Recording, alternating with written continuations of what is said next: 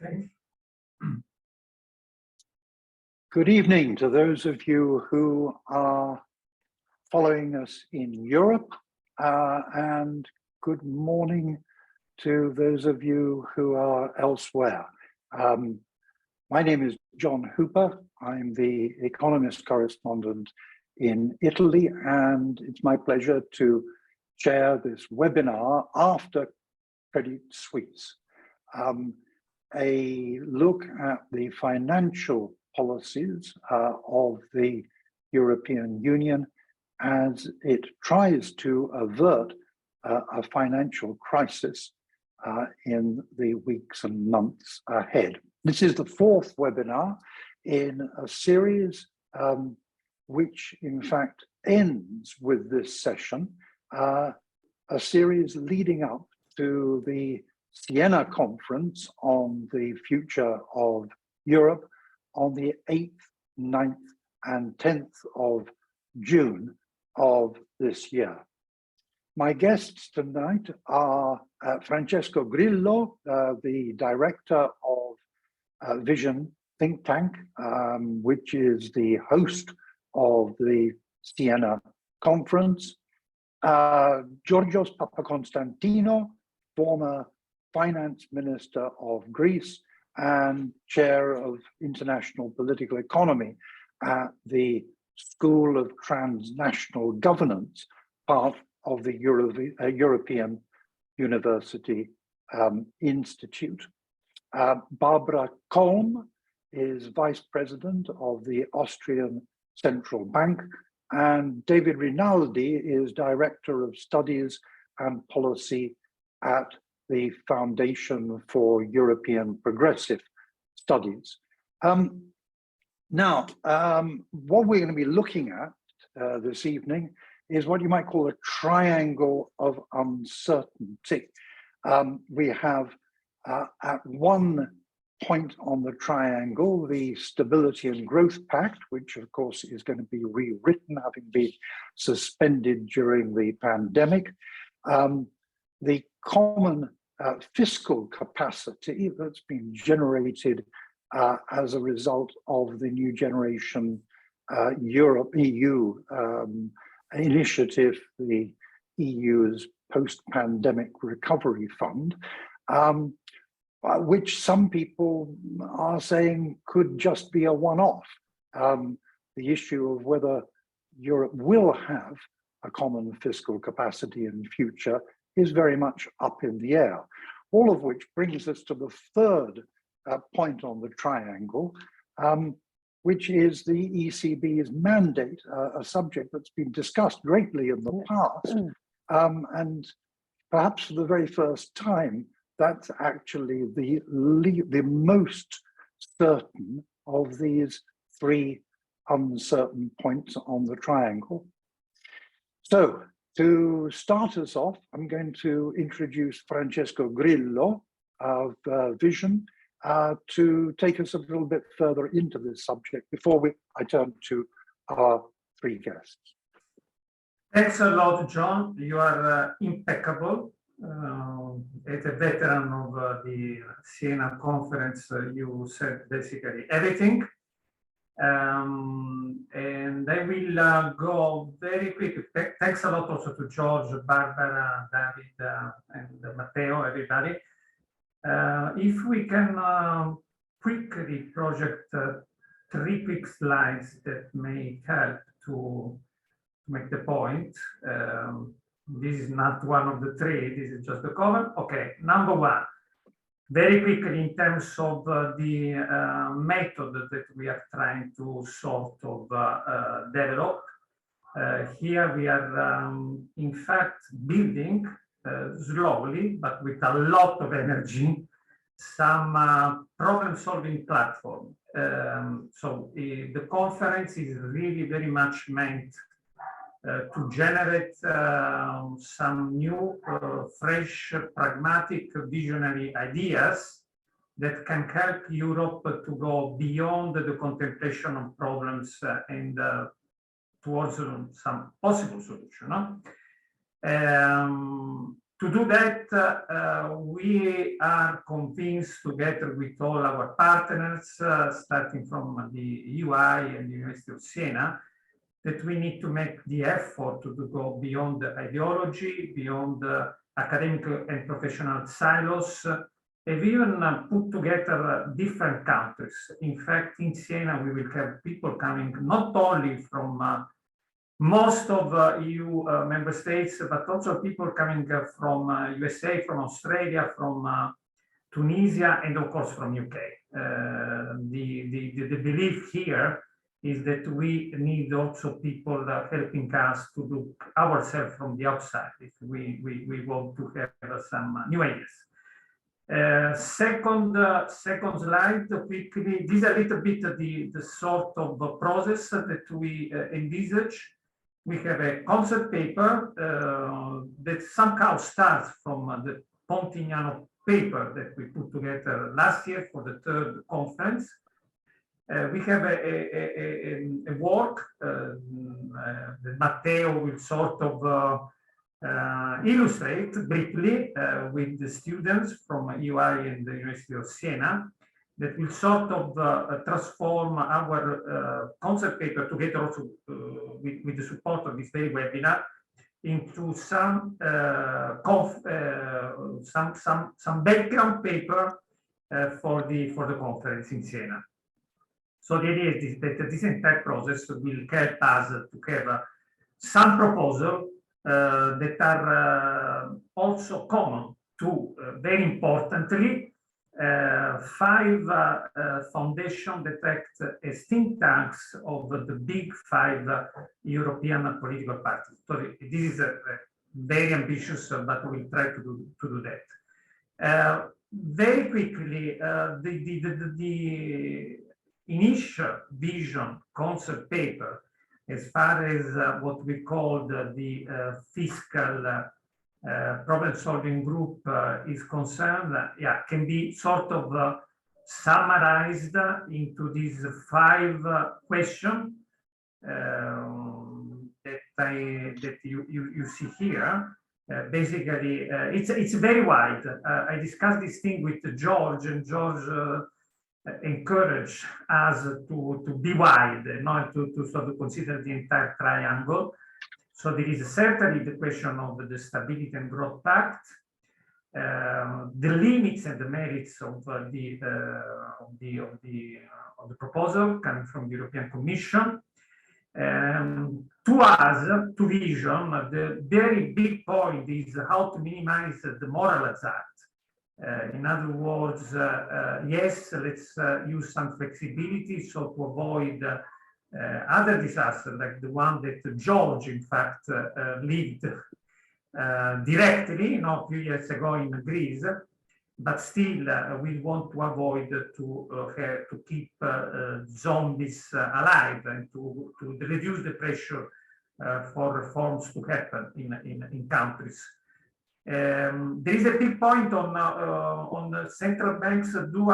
Do central banks still be able to control inflation, because numbers somehow seem contradict this very point, and inflation has been a big part of the story of these first 5 months of 2023, and with the banking crisis. Again, is the banking union and the European safeguards good enough to prevent disasters as big as the ones that America witnessed in the very last months, and yet good enough to still save innovation in the financial sector? The third corner of the triangle of the second is about Next Generation EU. David is here. Marco Buti will be in Siena. But again, the question of the fiscal capacity must be put into this very big picture. And overall, the very point that we want to discuss, and so that we can have some practical ideas, is about how to manage this trade-off between financial stability and competition, innovation, transformation, growth, because there may be a trade-off between the two. So thank you so much, and John, and I will leave it to you. Thank you, Francesco. Right, so I think you really set the scene for my first question to Georgios. You know, stability against growth, are they incompatible, do you think? And if they are, which at the moment would you give prominence to, and how?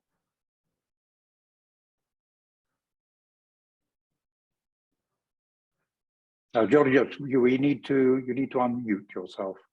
After so many years of webinars, I still get the mute button wrong.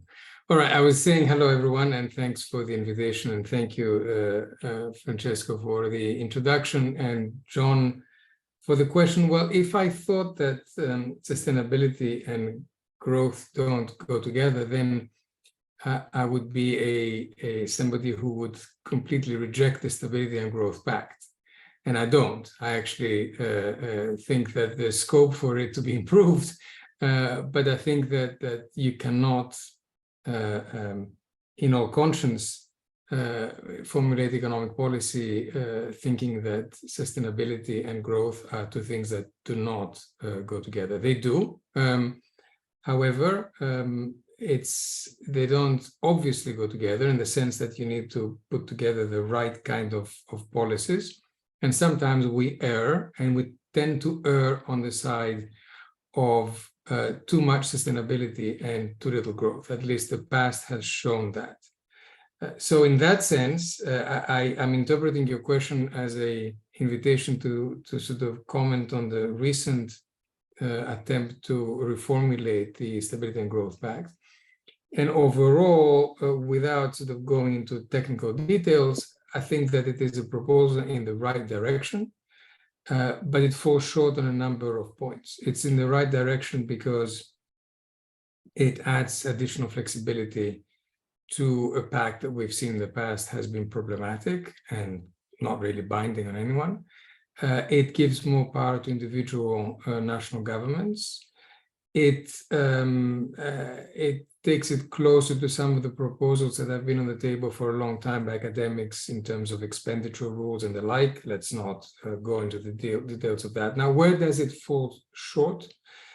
It falls short in the sense that it is a review which stays very narrowly within the framework of the SGP itself and doesn't really address the broader issues around, for example, central fiscal capacity and the broader requirements for completion of the EMU framework. I would have liked a more ambitious agenda there rather than one that is very narrow. And within the narrow band that it has, there's a number of difficult points. One is the differentiation by country.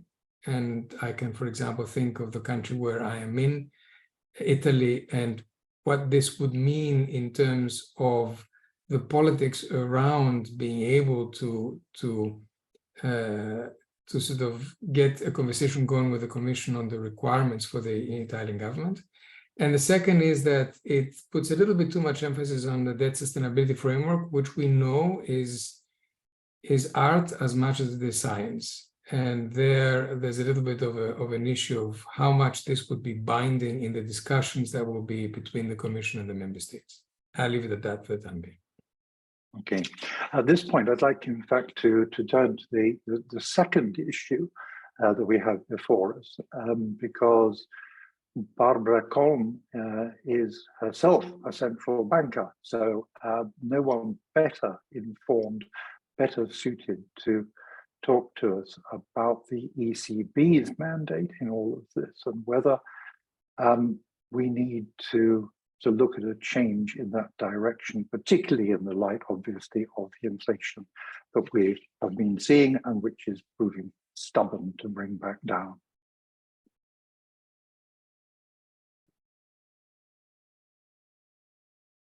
Thank you very much, John, and also Francesco for the introduction. And I really appreciate what George just mentioned with regards to the sustainability framework, where we really need to be very careful. And I just have to stress that one-size-fits-all policies have led to huge problems, and we need to look into that more closely before we fall into the trap of making the same problem or creating the same problems again. But now let me come back to the ECB mandate. And I'm now speaking as, of course, as an Austrian economist, with my hat as an Austrian, as the head of the Austrian Economic Center. I will not speak for the ECB, but I can tell you about the ECB mandate, of course, that all European central banks have, which is financial market stability and price stability. And as we all know, the threshold of 2% with regards to inflation has long been lost. And even then, when the president mentioned it was only transitory, data already showed us that it will be a bigger issue and a bigger problem. And now we definitely have to analyze what are the true reasons behind inflation.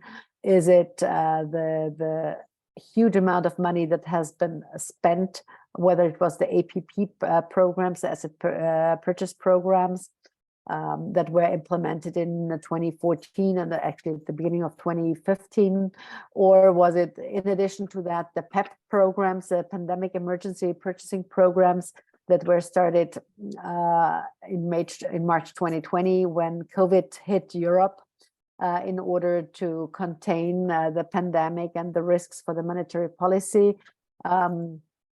However, those programs, the PEP programs, have ended as of June 2020, and we are literally paying back 15 billion per month, and actually to reduce the huge balance sheets that we have on the European Central Bank. So this is one thing that has triggered inflation. Second things that have triggered inflation and that we need to look into is the lockdowns. The lockdowns for sure have distorted the supply and demand and the price mechanisms. And once price mechanisms are distorted, all of a sudden you have an issue and you have inflation. And the third, of course, external trigger that we have seen, so external shock, if you want to put it this way, where the energy prices, that on the one hand, when the Green Deal was implemented, everybody knew that there was a time gap between the implementation of a new idea, of a new program, of new technologies, but it will take a while until the industry has put it into practice, has the solutions ready to go. So this time gap has not been priced in, and the ultimate shock in the end was the war, the Russian aggression in Ukraine. So there were 4 external shocks that we had not seen for coming, and this is different to what we have seen from the 70s. There was only one thing, was supply and demand shortage on the energy level, but the rest was kind of, those other shocks did not exist. So what do we do as central banks? Now we can only solve this problem if we closely collaborate with the fiscal side, which means there is a close cooperation needed or collaboration needed with the national states, with the governments. And on the one hand, if the ECB raises interest rates, because I have forgotten to mention that before, sorry. Now we are finally in the point of where we normalize monetary policy again. We've started rising interest rates as of last year, June last year. So we're now within a cycle for the first time after 15 years. Then we are changing the policy again. So this is new to all players involved. And that is also one thing. And the second thing is that we need to adaptations for politicians and for politics to look to be careful on the fiscal side. And there we can only find solutions if spending is cut, but it's cut in a smart and very sensible way on the national side, but also on the supranational side. And I think this is where we stand these days. So the decisions that will be made in the future, and the Growth and Stability Pact is part of it, is truly important, but we will have to look into the respective countries, into their situation, and to avoid what has happened back then with Greece, because as it was on the slide before that Francesco showed, the problems of Greece, I would not say it was a Greek problem only. It was an entire European Union's problem. It was a misinterpretation on the one hand, and on the other hand, it was also probably wrong, or not probably, it was a factual wrong politics that was played in Greece as well for a long time ago.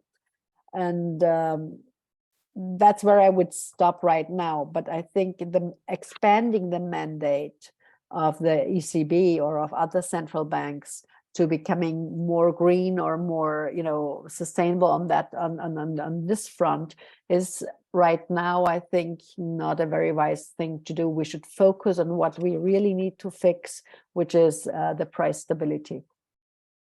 Thanks very much indeed. And in fact, you've anticipated, Barbara, one of the questions that the researchers who are involved in this exercise had put about the extent to which the ECB could contribute towards financing green transition. I'll just say in parenthesis that those researchers are very much a part of this whole Siena exercise. Researchers drawn from the University of Siena who have been helping to draw up position papers and also just to put in awkward questions that our various interlocutors can tackle.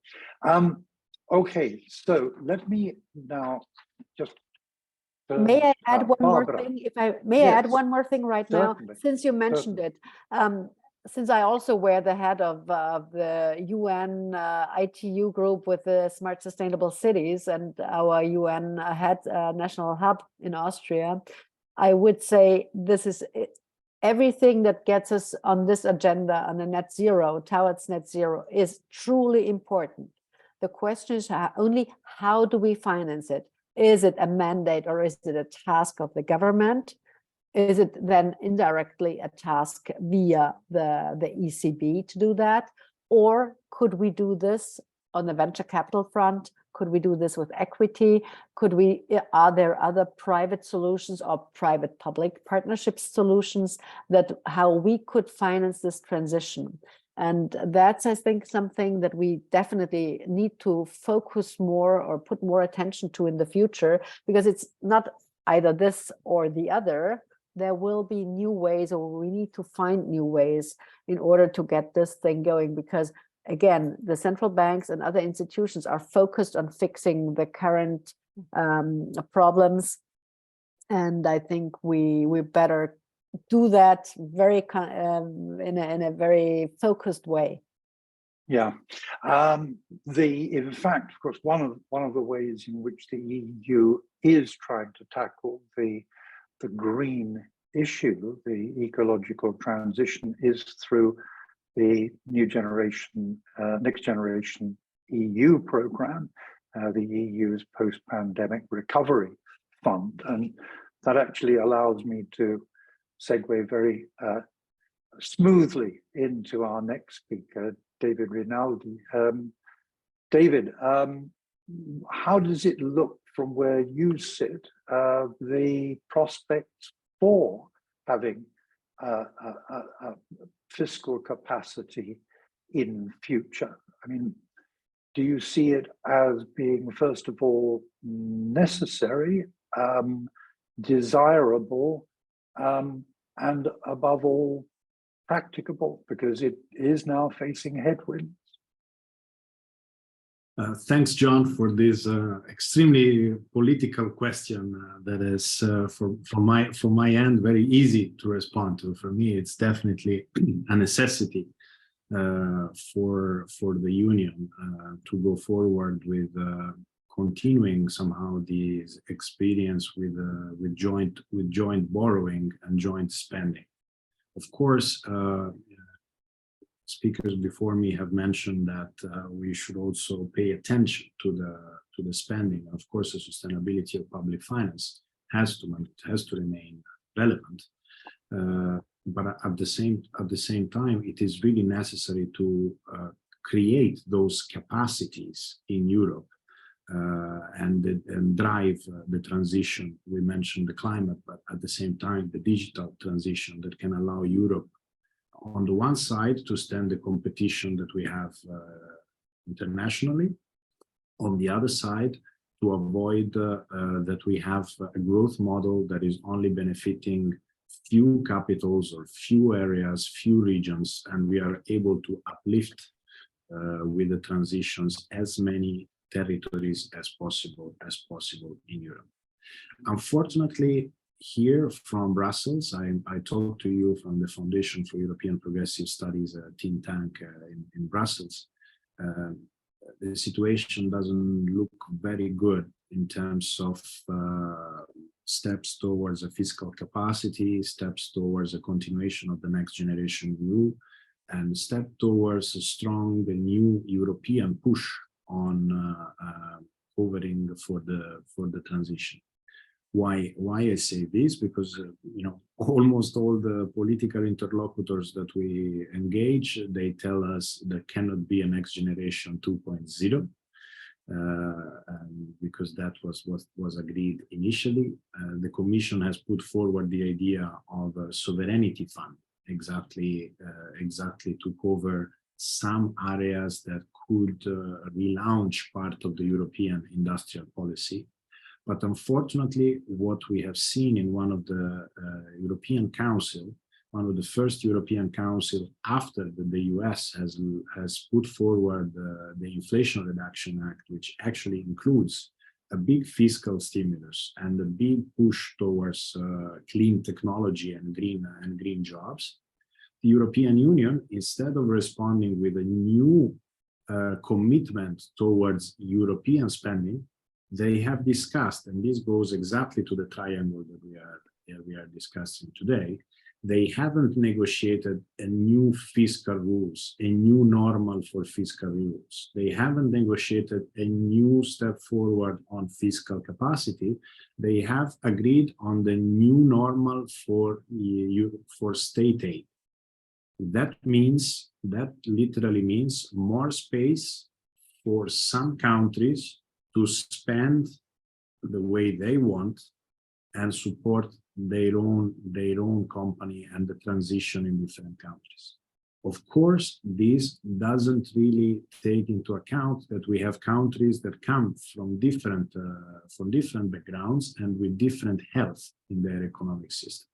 So we are likely to see that Germany will continue to support German-based companies like they have done in the recent year, in which state aid rules have been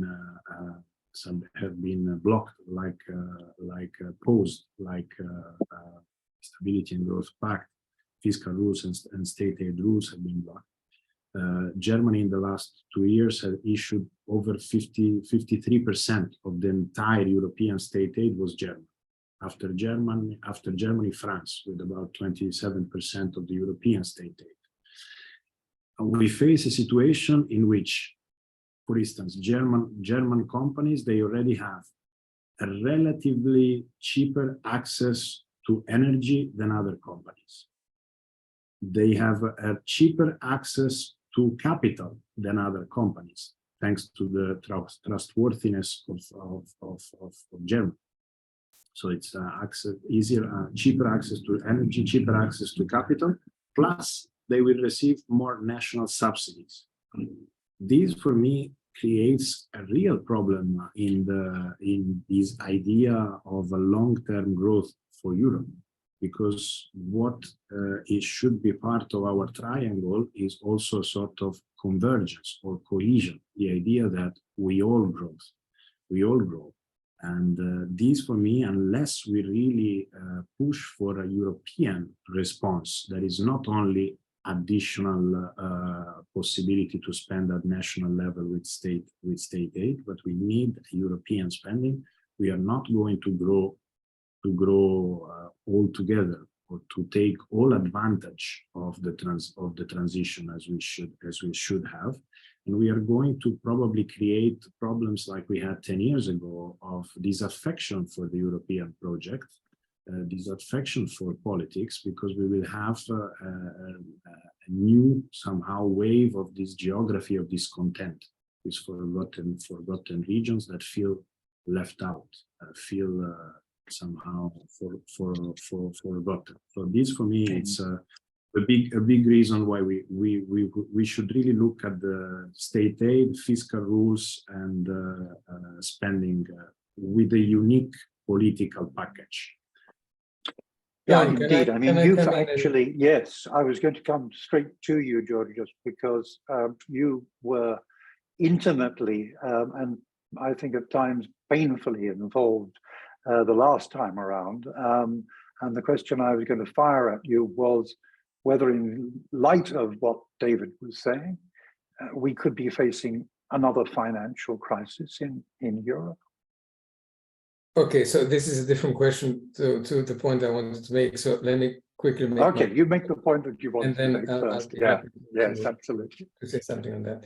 I think there's two interesting issues that come out from what David said. The first one is that we should not forget that Next Generation EU, even though it's a fantastic new instrument with lots of positive things, it is a collection of national projects. So it leaves out the important aspect of European public goods. This is because of politics, because heads of governments and countries wanted to bring back a number for the country, so they privileged that rather than collective sort of projects that would benefit the union as a whole. So that's an important drawback of this. Now, however, the second point, which sounds slightly more technical, is links to the first, but is very important for the continuation and permanence of this instrument, which is a one-off. In order to be able to, I mean, the EU is borrowing on financial markets to be able to give the grants and the loans to individual countries, right? So financial markets are happy to lend to the EU, but they are increasingly asking for higher premia because this is a non-permanent instrument. So we're in a catch-22 situation here, where to get this thing politically through, we all said, no, it's not permanent, it's a one-off. And we're now being punished by the markets for insisting on that. So we are shooting ourselves in the foot. And if we go to a discussion which completely, because at the moment we still have some, elements of a possibility of this morphing into another instrument which becomes more permanent, or we call it something else. If we completely cut that discussion off, we're going to have a problem actually funding the instrument that we already have in place. So these are my two comments going on what David is. Now, on your question, I think historical parallels should be very carefully taken. I don't think we're back in 2008, 2009 by any means. I think we have learned a lot from this period. We have reinforced our capacities to be able to deal with financial crisis. But what we're discovering is that whatever we do, financial crisis will happen. They will just happen in a different way. And often they will happen in a way that we didn't expect. If you go back a few months, like 6 months, and you ask people, where will a financial crisis come from? They would give you, for example, a collapse of the digital infrastructure or shadow banking. They would never give you, as an example, a very basic failure in risk management in US regional banks. They wouldn't. And yet we got a financial crisis of sorts from the most traditional part, despite having done a lot of regulation to avoid that. But in the case of the US cases, paying for a reversal of policy in the Trump administration, which excluded smaller banks from the oversight framework, right? So what does this mean? This means that crisis will hit us, whatever we do. Obviously, policy needs to minimize the potential of a crisis happening, but what is equally or perhaps even more important is the ability to deal with a crisis once it's there. And I think this is where we've learned the most. And whether we're talking about national governments or whether we're talking about monetary authorities, they are much better, much faster, and much more aggressive in dealing with a crisis head on, even if they sometimes make mistakes. You can argue, for example, that the way that the national authorities in Switzerland dealt with Credit Suisse was not the best possible way, fine, but they're quick to come in and deal with the situation. I think this is what we need to keep from this. It's not that we are, crises will happen and they will mutate and we're going to have a new financial crisis. There's no way to avoid this, but at least we're better at dealing with them. And so far, we have avoided allowing a financial crisis in a part of the banking system to sort of mutate into a systemic crisis.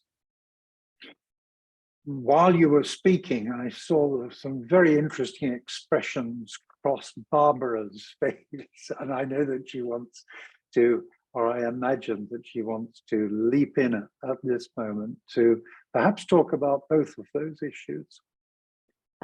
Thank you very much, John, and thanks, Georgios, for preparing the grounds. Literally, our European banking system and finance system is much better, in a much better situation and much better off than it used to be in 2008.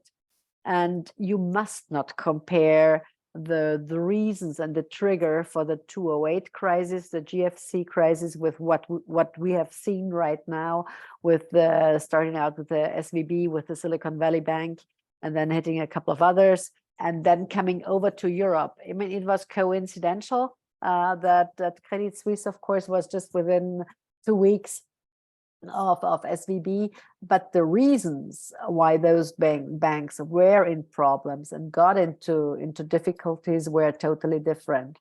On the European front, we had truly a management problem and management issues, mismanagement that had to be fixed and cut, and then it was ultimately solved. And the Swiss National Bank stepped in. They had a good solution. ECB was there discussing things rightly, and thanks that UBS was the anchor there. But what we saw with SVB and the other banks in the US was, this was regulatory issues, regulatory problems, truly, where, oversight should have stepped in long time ago. And as you already mentioned, it was a question during the Trump administration that was kickstarted there, and where people just did not take care, did not have a close look at. And then, there's always the question that we should also discuss for Europe, is who is the lender of last resort?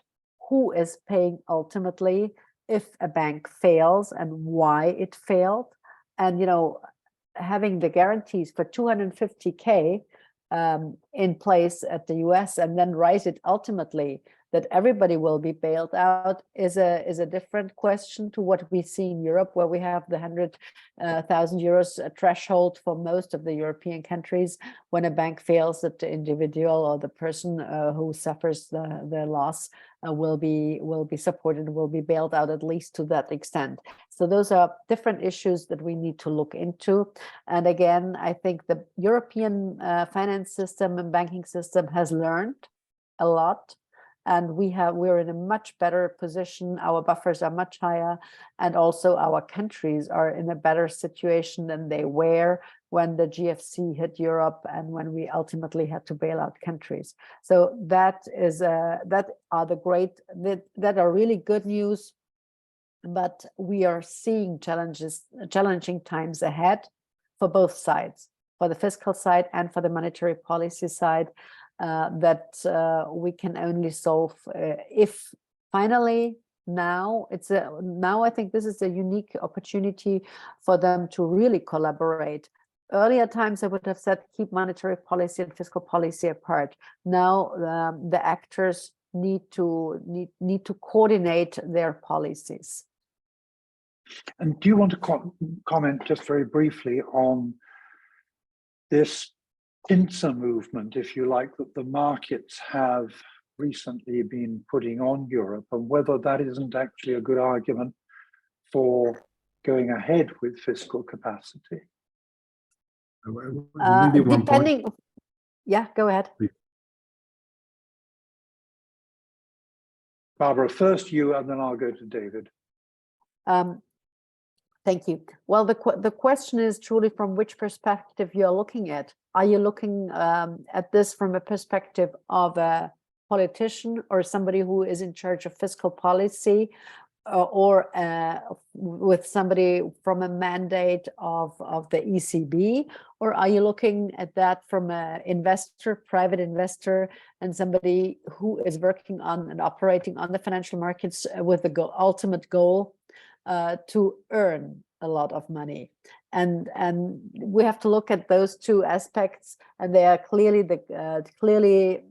differential. And I would simply go back as to say, what are the mandates of our central banking institutions, and stick to those principles and not expand it, and let and that's where I would stop right now. Okay, let me just go to David before I go to Francesco, who I see has his hand up. Yes, perhaps to bring into the discussion a couple of what I consider facts pertaining monetary policy in these periods, and I dare to mention them as facts, not because we have elaborated them at FEPS, but they come from results of studies also we've done with the London School of Economics. So I feel pretty reassured that the analysis is rather correct. First, it is somehow a little bit of a scratch to stress that in Europe the costs are going up and the inflation is due to an excessive liquidity. That was primarily something that was maybe more true in the US. It has been mentioned as well that instead supply chain issues vis-a-vis China in particular have been a cause of it. But if you look at the most recent data, including the ECB bulletin, it is actually the profit share that is going up. There are in this period. Many sectors and industries, retail, banking, energy, they are having extraordinary profits. So that is a big component, unfortunately, of the cost crisis, and perhaps we fail as policymakers. I'm saying as policymakers in having the tools to address these, which it's not an easy nut to crack. The other issue that is rather clear, at least for Europe, is that the new monetary system with increased interest rates has two effects on the banks, and both Georgios and Barbara are more expert than me, so they will correct me or somehow complement. But one effect that is higher interest rates, they create a problem in the balance sheet of the banks, because their assets commercial banks, because their assets value less. So somehow those that were very exposed, particularly on bonds, they have a problem in their assets are valued less. On the other side, there is a research of Paul de Grauwe at the London School of Economics. The ECB in particular is paying a very relatively high interest on the reserves that banks leave at the ECB, an interest rate of 3.25, which sums up in a transfer from the ECB to commercial banks of 135 billion. And so somehow it is more profitable for European commercial bank to leave the money at the ECB than buying German bonds or bonds of Austrian bonds. So somehow that's quite a payment. It's almost as much as the European Union is spending in 1 year. And that's the transfer, that's the interest payment on the reserves of the ECB. So what I'm saying is that there might be instruments that the ECB can use besides the interest rate, maybe with requirements, maybe with minimum requirements, I don't know, or playing on the reserves, to add tools, monetary tools, in order to beat inflation, because at the moment increasing the interest rate is not proving really sufficient as a tool to address inflation. Thank you, David. Francesco, I don't know whether David has addressed the problem, the issue that you wanted to raise. I noticed that your hand has gone down, or would you like to leap in at this moment? I have a number of points, but I have just a question of method to raise. We have 3 students here, Qinci, Matteo, and Rossella, that are very much eager to add something to the discussion.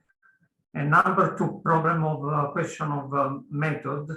I would personally love to have at the end of our discussion in Siena some ideas, as we said. But, of course, in order to do problem solving, we need to have a clear problem setting, and we are still discussing that. But it would be nice to also have some proposal once we agree on what kind of problems are we dealing with.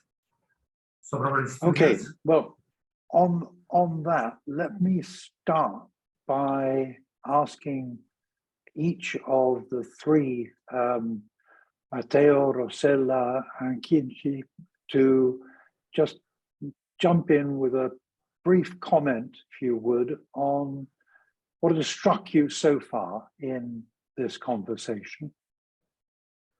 Matteo. Okay, first of all, thank you for having me here. It was a very, very interesting conversation, and I'm very glad to be a participant here. I have to say that it is quite unusual to have so much doubt. So at least that is what I felt from this conversation. And although I'm not a technician, so I am an environmental economist. So unfortunately, I can see the effects of stringent monetary policies, but I'm not exactly a technician on how I would resolve, let's say, inflation in the long term. But for instance, I can say that we might see the effects of a common fiscal policy. So as an environmental economist, I mean. And secondly, since I'm interested in transition, I also, as I pointed out in the, let's say, in the preliminary report, probably demographic transition might be a relevant issue as well. So probably my first question would be exactly how technician of this field see the slowing down of the natality rates in Europe, and how can this affect in long-term capital markets and probably inflation in long term, since we are going to see, let's say, inflation objectives targets has to be long-term determined. Super, thanks, Matteo. Rossella. how has this conversation struck you? Hi, everybody. Actually, I don't have much background on this topic. I have graduated in linguistic and cultural mediation, but connecting to Matthias' question about an issue about the low birth rate throughout the Union, and also extending attention to the production needs expressed by businesses. I think that an initiative that beyond ideological aspects seeks an effective integration of migrants in the manufacturing sector becomes no longer postponable. So I wanted to ask what could be a European strategy to contrast and redistribute migratory flows, favoring their inclusion in the labor market, because also in this case, the current situation does not see convinced and concrete action in solving the problem at the federal level, and leaving room for national initiatives also due to the current division of competencies in the European legal order risks to have initiatives that are inconsistent and easily exploitable for domestic policy purposes in a short-term vision. Thank you very much indeed, Rossella. Now, I'm not 100% certain my pronunciation is going to be correct. Qinci, what would you like to, what has struck you about this conversation, first of all, and any thoughts that you would like to add? Thank you, John. So basically, I have two questions. First, it's mentioned several times that the European Central Bank is limited in its capacity to deal with price inflation. So in that case, it seems necessary to coordinate with fiscal policies. To what extent should the European Central Banks coordinate with national central banks in their cooperation with fiscal authorities? Like how should the European Central Banks and national central banks develop their responsibility and their task in such coordination? And my second question is, since the next generation EU is a successful experiment of common fiscal capacity, even though it's politically difficult to have such, maybe the second version of next generation EU, but is there any lessons or experience that we can refer to that can be applied to, say, fiscal spending in normal time? Thank you. Thank you. Now, obviously, that last question is one for you, Barbara, coordination between European Central Bank and National Bank. Well, thank you. Everybody who is in the Euro system has signed up for that, and there is no limit. No, put it that way. There is no room for, say, national initiatives on the central bank level. So we comply all to the ECB, and we all work on the same one-size-fits-all. This is, there is no way that a European central bank in the Euro system can do something else. We have seen central banks, which was very smart, actually, in the Czech Republic. They were the first one in the Euro, in Europe, to rise interest rates. We could have done that long time ago when we had economic growth, but unfortunately there was no willingness there back then, no political willingness to go back to a normalization of monetary policy. So we were actually too late, and it was too little. You must not forget, we are lagging behind the Fed, for example, at least 1 year. And we were the third last big monetary bloc who finally raised interest rates. So this was it was too late, unfortunately. That's my personal perspective and my personal comment on that front. It's not the ECB opinion. That's otherwise they would have done it probably earlier. So there is no coordination going. There is no other way that we can do that, what we have done on the national central banks. I'm sorry, but this is the simple answer. Okay, Barbara, thank you very much indeed. I mean, on the other two issues, what I'd like to do is maybe put the point that Rossella raised about migration and integration as elements in competitiveness to you, David, and then talk more about demography with Georgios, because that is clearly a big issue for Greece as it is for Italy. Yes, briefly on this question, and maybe the other one, what we learned from the Next Generation EU as well. Demography will affect dramatically Europe over the next decade. So it is almost a necessity, not only for the industry. Actually, in many countries it's the business representative that are pushing governments to open up and facilitate access to workers from other countries. But it's the essence also of a more globalized world. At the same moment, what we see is that every situation in which people perceive that there is not an improvement in their own way of life, that they are not going to a more secure future, they retrench and they become more somehow less inclined to open up their countries, their companies.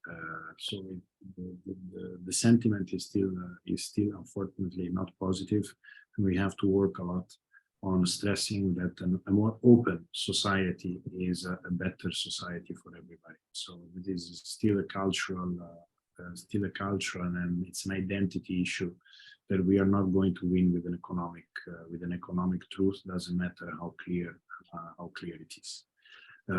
Another truth around which I hope we can win is around the green investment, because of course, and we need to maintain up the request for pushing even more on the green transition. But at the same time, we should not somehow avoid to recognize the step forward that have been made. I think the Europe in this moment is the worldwide first issuer of green bonds. The Next Generation EU itself is devoting more than 37% of its spending to climate and the protection of the environment. Much more has to be done, we are sure. And as was mentioned before, with a series of intervention, including venture capitalism, but certainly including public spending or public sector-led spending. One thing in which we have to become better at is what I call progressive conditionality. Take for instance, part of the recovery. Germany gave money to Lufthansa. It's a check in order to address the problems and the lack of revenues during the COVID pandemic. In France, they gave money to Air France, but with a clear mandate to diminish CO2. So there is a way in which you can spend and you can allocate public money. For instance, from my side, to connect with the point that I was saying before, we are in a situation in which we have high profits from many companies. Why not forcing some companies, instead of paying dividends, you can pay dividend only if you have invested this or that amount for the energy efficiency of your company, somehow pushing the company to use the profits for circular economy or energy efficiency. So this is an important stuff. And I conclude with responding to Qinci. There are aspects of the on the Next Generation EU which that leave me a little bit hopeful that maybe some method can be learned and can be used for future opportunities of quasi-fiscal capacity for Europe, particularly in this method of what the Commission called performance-based financing, in which is somehow a sort of a balance between the ability for member states to do some investment, but a sort of control from the Commission and therefore from the other member states on where the money goes. So this idea that there are milestones, there are objectives, and the investment is given, on different tranches, provided that the reforms and the milestones and targets are attained. I think that more and more the Commission will move in this direction of having the sort of investment plans put forward by member states. They must be approved by other council members, and with a monitoring system that allow the EU to spend on, in this sense, mutually agreed but national targets. David, thank you very much indeed. Just before I go to Francesco, perhaps to wrap up, to give a summary of what we have been discussing this evening, I just want to put to Georgios this idea that was raised earlier by Matteo. Is it possible that a common fiscal space can be used to support the natality policies of states which are burdened with debt on the one hand, but which also have very low birth rates, Italy and Greece being very obvious examples? And is that really at the core of what we ought to be seeing in the future in Europe? To be honest, I don't see that as an issue where we need to find common fiscal space. I think countries have enough fiscal space to deal with this kind of an issue and fund it. It's a question of reorganizing their internal funding. 3 quick comments on what we've heard. On Next Generation EU, there is one big acquis from there. That's the combination of stick and carrot, the reform plus investment. That's something that will stay with us, and it's a very positive one. Second, on migration, the economic case for migration is very clear. I mean, economists are very clear on the positive impact of migration and inserting migrants into the productive fabric. If you look at long-run productivity, you need high participation. That's not going to come internally. You need migrants. But the political case, unfortunately, is not there, and that's what we have to fight against, in a sense, because it's the politics and the identity issue which does not allow a decent discussion on this to advance. Finally, the question on coordination between fiscal and monetary. That's a tough one, because monetary authorities were created with the Chinese War. Their independence is cherished, and there's a reason why we created them, to be able to be fully independent. So we have to reconcile full independence, which is important, with more coordination that we have now. So how exactly we do this coordination is, in a sense, it's easier to do it than talk too much about it. Because if you talk too much about it, then you basically are telling a lot of people who want to keep that strict separation between fiscal and monetary that's no longer there. And you create more issues and more backlash on policies from the monetary authorities than you have at the moment. So these are my very 3 quick points, because I think we're running out of time also. Indeed. I'm going to go, in fact, to Francesco at this point to do a little bit of a summing up. Francesco. John, let me shoot 3 ideas, let's say, that we wanna react. But first of all, the most striking thing to me tonight was David Rinaldi to talk how he talked about Germany, considering that Germany is in a short while maybe the only country being governed by socialists, by the SPD, but that's a different story. David Rinaldi is the policy director of Federation of European Progressive Studies, so it's like the social party, but that's a joke, David. Now, I would like to actually, number one, to respond to also to give an idea what we are missing. To respond to a question from Luca Mezzomo from Intesa San Paolo. Luca is a proper banker, not a central banker. And he was asking what could we do to actually improve the case for a common fiscal capacity, if we all agree that we need a common fiscal capacity, and probably also what we can do to improve next generation EU that is so far, as Georgios pointed out, a sum of national plans. Yes, I think we can probably do something. Marco Butti is very right to talk about the fiscal capacity, common fiscal capacity applied to common European public goods.